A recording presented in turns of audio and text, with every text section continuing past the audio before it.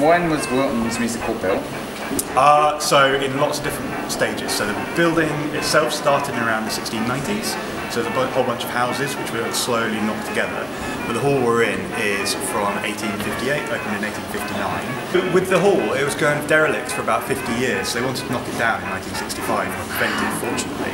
But it took 50 years of campaigning and fundraising to actually get it finished. And that only happened in October 2015. It was barley twist columns are original. The balcony was restored. Originally they'd punched holes in it at one point when they were using it as a warehouse. Oh my goodness. And then it was a comedian, Spike Milligan, took up the charge. Fantastic. So he wrote all these letters that we've got copies of, which are amazing. So writing to Prince Charles saying, it's not your money that we want, it's your name. And just trying to get the great and the good to give support to Wiltons, and that gradually built momentum. But it was a long time before any of that turned into actual fundraising. Wow, and having names like that attached to the place just kind of shows how special it really is. Yeah, absolutely. And Prince Charles became the patron in 1970, 71, and then again in 2006, he is now. So it's a really loved building. It just took a long time to actually get back to proper use. And you said you filmed bits of Sherlock in there? Yeah, absolutely. So it's got, apart from the amazing theatre history, it's got a really good sort of film, TV, music video history. The original bar where you can have a drink in. So you can actually have a drink at Sherlock's bar. Yeah, yeah. Very cool. And then in the 1980s, they were using it for music videos. So they shot Frankie Goes to Hollywood's Relax here, which managed to get banned by both MTV and BBC. It's beautiful. And how do you select which plays, which shows that you are going to show here? So we have an artistic director, Holly, and she controls the programme, and she'll go over to sort of the Edinburgh Fringe and see people that she likes, or she's very much embedded in the theatre world, so she'll figure out who is working on a new show, and she'll bring them here. Yeah. So, do you know when the first performance would have been on this stage? On this stage, probably 1850s. So we've got a picture of 1859, and there's two performers looking very much like looking weirdly. And across the back of the stage, we've got mirrors, so it would have reflected the hall and made it look bigger. I don't know what the opening performance would have been, but we know that Champagne Charlie, who's a big musical star, would come here. We had an early can-can, we had a male can-can, one of the first in London.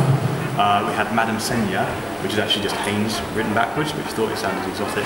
Yeah, they pretty much put on any kind of novelty act they could find, just bring people in. Was Wilton's like properly part of the circuit then? Yeah, so Wilton's, I mean, you can kind of tell it's a proper grand music hall.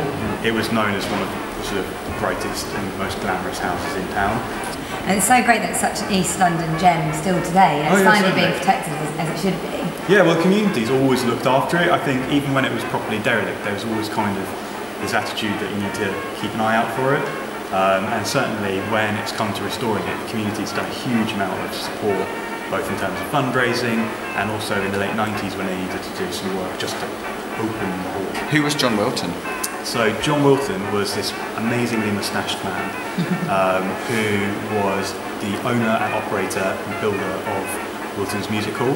So he and his wife Ellen ran the hall, and he'd stand actually where we stood now on the floor, and he'd be the master of ceremonies, and he would introduce the acts, and he'd keep the raucous audiences down, he'd do the bookings, and then his wife would do the catering and be the proper sort of East End landlady. This is where the really good This is where the actions happen. It's like a little speakeasy. It's kind of feels like it's a bit hidden away. Well, they kind of built it for that. So when we reopened, the first show was Great Gatsby. So it's loads of little stuff like that. Nice. Tin Tub Gin, that kind of stuff. So here we've got heritage dust and heritage broken window. So when they fixed up the place, they only changed what was absolutely necessary. Amazing. So if it was broken, they thought, we will leave it like that as part of the story. So we've got broken windows, we've got dust on here that because it was part of the building when we restored it, that's not doing anyone any damage, we're leaving it. So that's like human particles from 100 years ago. Yeah, there could be the actual music hall stars, bit of skin on there. Could be worth something. And then behind us there, we've got one of two staircases in the place which go nowhere. Okay. So again, if it was there and we didn't need to take it out, we left it. Brilliant. So we've got this one going nowhere, we've got bits of walls that go... Seems like a very lazy way of doing up a building, just like, yeah, we'll leave it there, it's a bit dusty, lazy, we'll leave it there. Quite expensive. I bet it is working around it all. There's something quite spooky about that as well, the stairs that go nowhere. It's a little bit creepy, yeah, actually. There's lots of nooks and crannies and sort of dark little bits. And you can see the Georgian buildings on one side and Victorian. You can kind of see what it would have been like in those dodgy streets. Oh my gosh. I don't think I'd want to be here in the dark on my own. Tell us about like the clientele then. Like, what was the vibe like in London when this place opened? So it's very much for the dockers. Yeah. So dockers and single ladies. Oh yeah. Yeah. Single ladies. So the single ladies were only allowed on the balcony. So you kind of had the rougher element up there. And then Like Oliver Twist. yeah, So then the circle was more what? That was more glam. so downstairs you'd have just regular people coming through. I mean, it was a really respectable hall. So you'd have everyone from different walks of life coming, but a huge docker population, so it would get quite rowdy. But John Wilton was renowned for looking after his clientele and keeping a good house in a rough neighbourhood. That's what they called it. Awesome. But yeah, it could get a bit rowdy. As far as we know, there's only been one death. Only once, fine. That's So 2 weeks ago. Someone yeah, someone that would leave at the end of the night. Did Jack the Ripper come here much? Oh, probably, yeah, I'm sure he's here every night. Yeah. No, we had no idea. But it's kind of a similar area. He was Whitechapel, we were over here. So yeah, you've got kind of that type of person coming in here. And certainly like prostitutes galore. Yeah. Do you think it's haunted? I don't reckon so. People have said they've seen things. Has to be haunted. So cool. Well, thank you very, very much for showing us around. Ah, no worries. You're welcome anytime. We've got plenty of shows on. We've got open bars, so yeah, whenever. I'll take you up on that.